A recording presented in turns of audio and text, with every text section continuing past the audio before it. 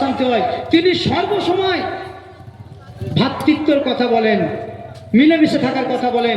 এবার আমি একটা প্রশ্ন আপনাদের কাছে ছুড়ে দিতে চাই। আপনারা সোশ্যাল মিডিয়া দেখেন, ফলো করেন, একটা কোনো বাক্য নওশাদ সিদ্দিকী দেখাতে পারবেন না তিনি কোনোভাবে এমন কোনো কথা বলেছেন মানুষের বিরুদ্ধে কথাটা যায়। আর যে কটার কথা বললাম, আদিবাসীদের জমি দখল হচ্ছে, হজ হাউসের ভিতরে মদ পাওয়া যাচ্ছে, তিলোত্তমা পুর খুন হয়ে গেল, আনিস খান খুন হয়ে গেল, আমার রাজ্যে কাজকর্ম নাই, মমতা ব্যানার্জি তৃণমূলের সরকার কাজকর্ম করা কারখানা তৈরি করে দিতে পারেনি, আমার রাজ্য থেকে হাজার হাজার ছেলে উত্তরপ্রদেশে, গুজরাটে, উড়িষ্যায় কাজের জন্য যাচ্ছে।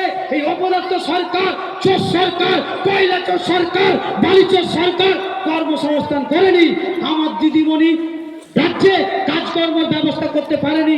তাই আমার পশ্চিম বাংলার হিন্দু, মুসলিম, দলিত, আদিবাসী গরিবের ছেলেরা উড়িষ্যায় কাজ করতে যাচ্ছে, সেখানে উড়িষ্যার বিজেপির কর্মীরা, আরএসএস এর ছেলেরা আমাদের বাংলার ছেলেদেরকে মারধর করছে, অত্যাচার করছে, জুলুম করছে। কয়েকদিন, এক সপ্তাহের মধ্যে 40টার বেশি অসহায় গরিব ছেলেদের উপরে উড়িষ্যাতে মারধর করছে। মমতা ব্যানার্জি চুপ কেন? তৃণমূলের নেতারা চুপ কেন? এই প্রশ্ন আপনাদেরকে করতে হবে। আজ বার হারলে না একটা কথা বলে যাই, আপনার এলাকাতেও কাজ নাই, আপনার ছেলেটা যদি উড়িষ্যায় গিয়ে মার খায়, আপনি কার কাছে গিয়ে দাঁড়াবেন?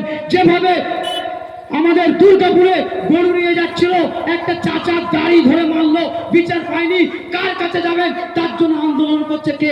একমাত্র নওশাদ সিদ্দিকী আন্দোলন করছে। আনিস খান খুন হয়ে গেল, আন্দোলন কে করছে? নওশাদ সিদ্দিকী করছে। তাদের জমি চলে যাচ্ছে, আন্দোলন কে করছে? নওশাদ সিদ্দিকী করছে। আমার রাজ্যে স্কুলগুলো বন্ধ, আন্দোলন কে করছে? স্কুল খুলতে হবে, নওশাদ সিদ্দিকী আন্দোলন করছে।